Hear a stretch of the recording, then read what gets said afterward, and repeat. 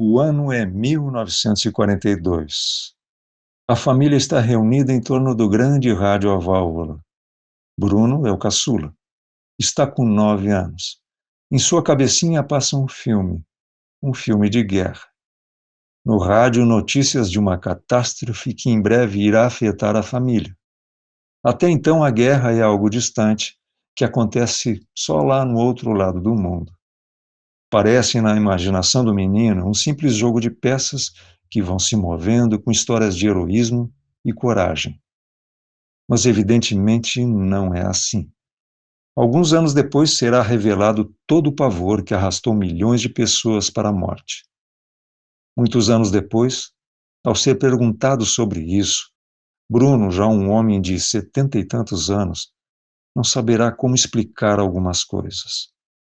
Quem fará as perguntas será seu filho, eu. E as perguntas terão a ver com o que vou relatar aqui. A noite em que a família ouve as notícias da guerra é a véspera de uma virada. Getúlio Vargas, até então simpatizante do regime nazista, vai botando as coisas na balança. Até essa noite, a opinião geral é reflexo da postura do presidente. O vilão ainda não está claro, mas logo estará. Nessa noite, os alemães, em uma sucessão de erros, cometerão mais um. Vendo o rumo da guerra se inverter, começam a afundar navios de carga, um esforço estúpido de evitar o que começava já a ser inevitável. E nessa fatídica noite, na costa do Sergipe, afundam por engano uma embarcação brasileira de passageiros. Getúlio, então, toma partido, e o que era uma população quase indiferente torna-se violenta. Poucos estabelecimentos com nome alemão escapam ao que ficou conhecido como o quebra-quebra. A fábrica de bebidas Toffen, do avô de Bruno, não é uma dessas. E um dia amanhece virada pelo avesso, literalmente. Jacó, o pai de Bruno, meu avô, registrou essa foto aí. Ou era, o escritório. Estamos em Porto Alegre, mas isso acontece por todos os cantos do estado, e lá no sul, onde fica Pelotas, a família daquela que será a minha mãe se refugia na casa dos vizinhos, enquanto a sua própria casa é destroçada. Enfim, justiça cega, voltada contra os que não tinham responsabilidade sobre o que rolava na Europa. A partir de 1945, o mundo começará a entender do que se livrou quando derrotou os nazistas. Aos poucos, todo o horror daquela delirante aventura vai sendo revelado.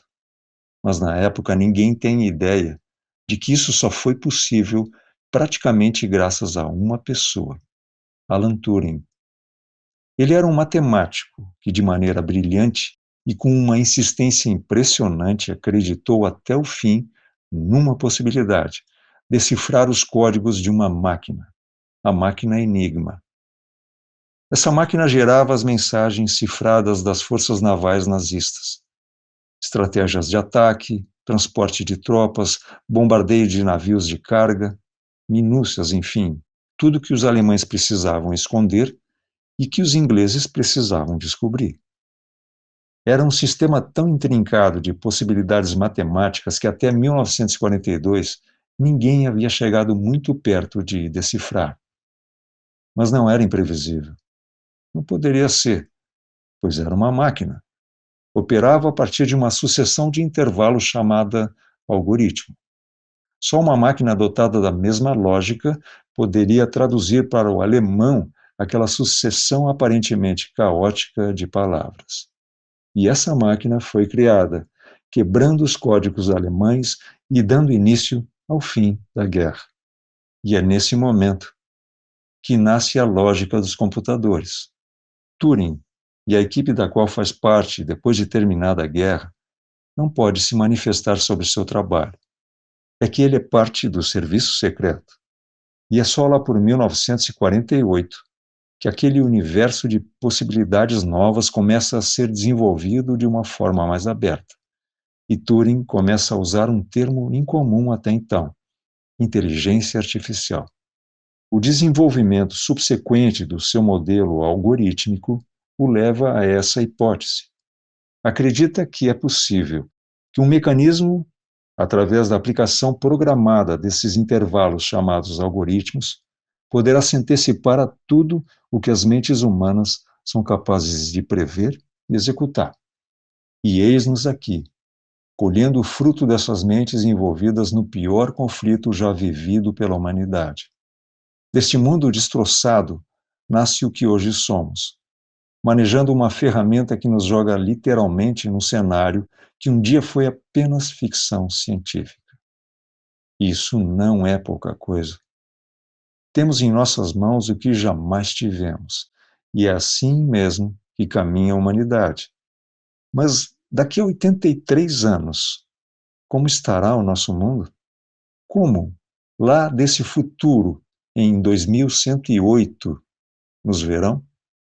Que espécie de ingenuidade de menino perceberão em nós, ao ver-nos lá desse futuro inimaginável? O que, afinal, aqui e agora somos incapazes de ver? A história anda, a fila é grande e somos só uma pequena parte dela. O passado é um oráculo repleto de recados.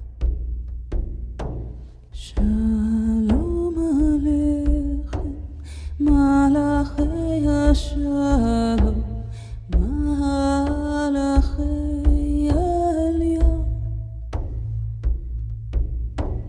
Mi Melech, Malchei Amlachim.